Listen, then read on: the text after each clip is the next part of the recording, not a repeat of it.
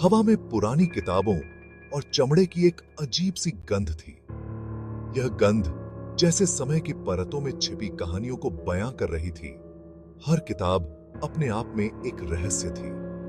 धूल के कण खिड़की से आती हुई हल्की रोशनी में नाच रहे थे। यह दृश्य ऐसा था जैसे समय की धारा में तैरते हुए अतीत के टुकड़े हों, जो इस दुकान की हर कोने में बिखरे हुए थे। गांव के बाहर एक पुरानी किताबों की दुकान थी, जो भूली हुई कहानियों की तरह खड़ी थी। यह दुकान एक समय में गांव का केंद्र हुआ करती थी, जहां लोग अपनी कहानियों और अनुभवों को साझा करते थे। फर्श की लकड़ी हर कदम पर चरमराती थी। यह आवाज जैसे इस जगह की पुरानी यादों को जीवित कर देती थी। हर कदम के साथ एक नई कहानी सुनाई देती थी। किताबों से भरी अलमारियां ऐसे झुकी हुई थीं, जैसे किसी अनजान पर अपने राज खोलने वाली हो।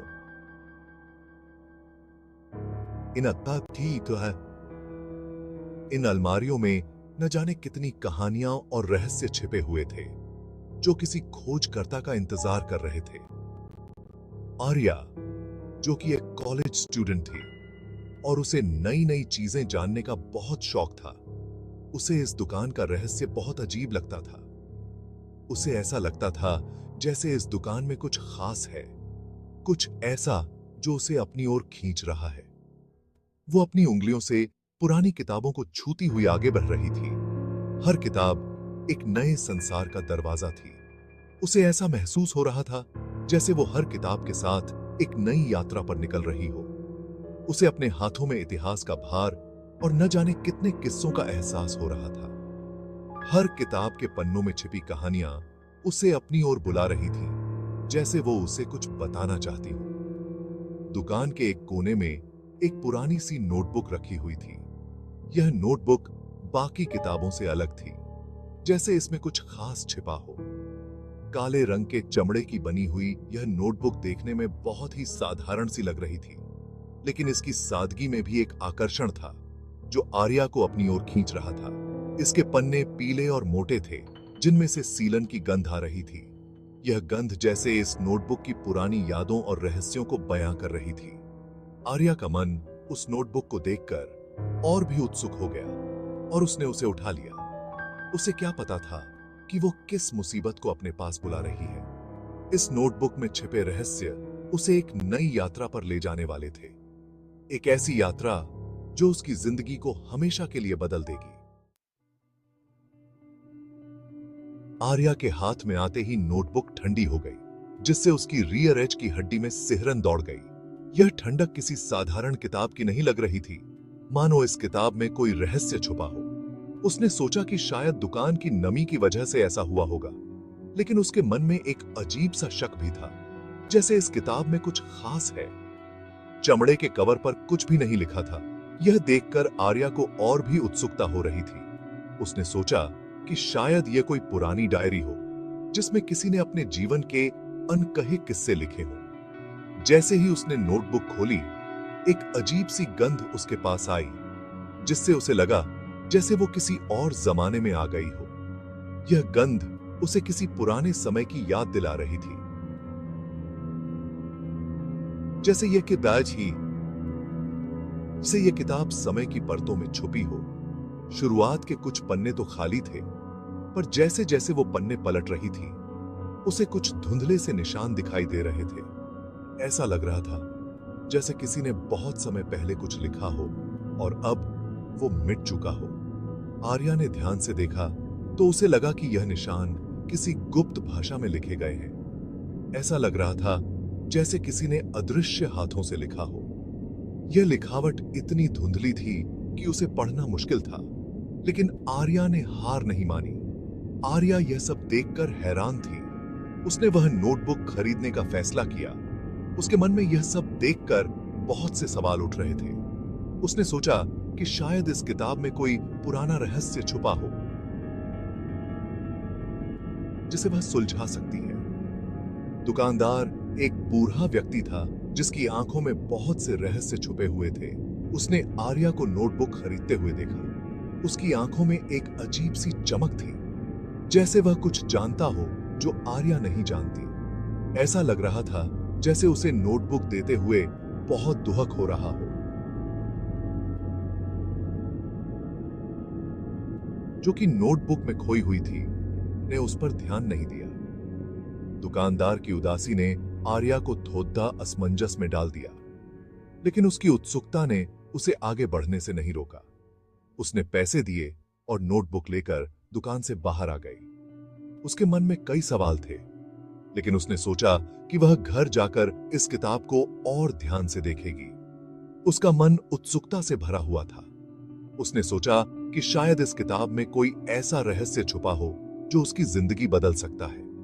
आर्या ने ठान लिया कि वह इस किताब के हर पन्ने को ध्यान से पढ़ेगी और इसके हर रहस्य को सुलझाएगी। जैसे ही वह दुकान से बाहर निकली, उसने देखा कि एसडीडी डीहक पर लोग अपनी अपनी दुनिया में व्यस्त थे, लेकिन आर्या के लिए अब यह नोटबुक ही उसकी दुनिया थी। उसने अपने कदम तेज कर लिए, मन में एक अजीब सी बेचैनी और उत्सुकता के साथ। घर पहुंचते ही उसने दरवाजा खोला और सीधे अपने कमरे में चली गई। उसने नोटबुक को अपने डेस्क पर रखा और एक गहरी सांस ली। अब वह पूरी तरह से तैयार थी इस रहस्यमयी किताब के हर पन्ने को खोलने और इसके हर राज को जानने के लिए। उसने नोटबुक को फिर से खोला और इस बार उसने ठान लिया कि वह हर उस धुंधले निशान को पढ़ेगी और समझेगी। आर्या की आंखों में एक नई चमक थी, जैसे वह किसी अद्भुत खोज के लिए तैयार हो। उसने एक आवर्धक कांच उठाया और उन धुंधले निशानों को ध्यान से देखने लगी। धीरे धीरे उसे कुछ शब्द समझ में आने लगे। यह एक पुरानी भाषा में लिखे गए थे, जिसे समझने के लिए उसे और मेहनत करनी पड़ेगी। आर्या ने एक नोटबुक उठाई और उन शब्दों को लिखने लगी। उसने ठान लिया था कि वह इस रहस्य को सुलझाकर ही दम लेगी। उसके मन में एक नई ऊर्जा और उत्साह था, जैसे वह किसी अद्भुत यात्रा पर निकल पड़ी हो। खिदकी से बाहर देखते हुए आर्या ने सोचा कि शायद यह किताब उसकी जिंदगी को एक नया मोड़ दे सकती है। उसने मन ही मन ठान लिया कि वह इस रहस्य को सुलझाकर ही रहेगी, चाहे इसके लिए उसे कितनी भी मेहनत क्यों न करनी पड़े। उस रात अपने स्टडी टेबल पर बैठी आर्या ने नोटबुक को एक बार फिर से खोला। उसने अपने हाथों से उसके पन्नों को छुआ। उसे ऐसा लग रहा था जैसे उसका इस नोटबुक से कोई पुराना नाता हो। उसने अपनी कलम से लिखना शुरू कर दिया। उसके विचार उस पन्ने पर उतर रहे थे। उसने अपने दिन, अपने सपनों और अपनी आशाओं के बारे में लिखा।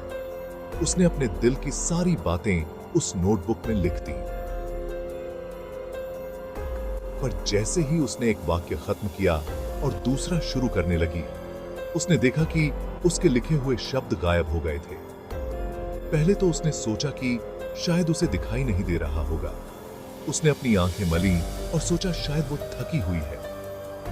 पर जैसे जैसे वो लिखती गई, उसके साथ ऐसा ही होता रहा। हर शब्द, हर वाक्य ऐसे गायब हो रहा था जैसे उसने कभी लिखा ही ना हो। उसके दिल में एक डर बैठने लगा, एक ऐसा डर जो उसे अंदर तक हिला रहा था। अगले कुछ दिनों तक नोटबुक के आसपास अजीबोगरीब घटनाएं होती रहीं। हर दिन कुछ नया और भयानक घटित होता था, मानो कोई अदृश्य शक्ति उसे नियंत्रित कर रही हो। आर्या ने पहले तो इसे नजरअंदाज करने की कोशिश की, लेकिन घटनाएं इतनी विचित्र और डरावनी थीं कि उन्हें अनदेखा करना असंभव हो गया। गायब हुए शब्दों की जगह कुछ और भयानक चीजें आने लगीं। पन्नों पर अजीबोगरीब प्रतीक और चित्र उभरने लगे, जो किसी प्राचीन और अज्ञात भाषा में थे। ये प्रतीक और चित्र इतने डरावने थे कि आर्या का दिल दहल जाता था। लाल रंग के अक्षर मानो खून से लिखे गए हों पन्नों पर दिखाई देने लगे, जिससे आर्या का डर और भी बढ़ गया। ये संदेश स्पष्ट और सीधे थे, जैसे कि कोई उसे चेतावनी दे रहा हो, तुम्हारा समय समाप्त हो रहा है। जैसे शब्द उसे हर पल डराते रहते थे। नोटबुक, जो कभी रहस्य का स्रोत थी, अब आतंक का विषय बन गई थी। उसकी उपस्थिति ही अब डरावनी हो गई थी और आर्या को ऐसा महसूस होने लगा कि वह हर समय उसकी निगरानी कर रही है। नोटबुक का अंधेरा और भयानक आभास उसे हर पल सताता रहता था। संदेश पहले तो अस्पष्ट थे, भयानक फुसफुसाहट जो उसके आसपास मौजूद अंधेरे की ओर इशारा करते थे। ये फुसफुसाहटें धीरे धीरे स्पष्ट होने लगी और आर्या को ऐसा महसूस होने लगा कि कोई उसे किसी भयानक रहस्य की ओर खींच रहा है। उन्होंने परछाइयों और रहस्यों की बात की, एक ऐसी शक्ति की जो आकर्षक और भयानक दोनों थी।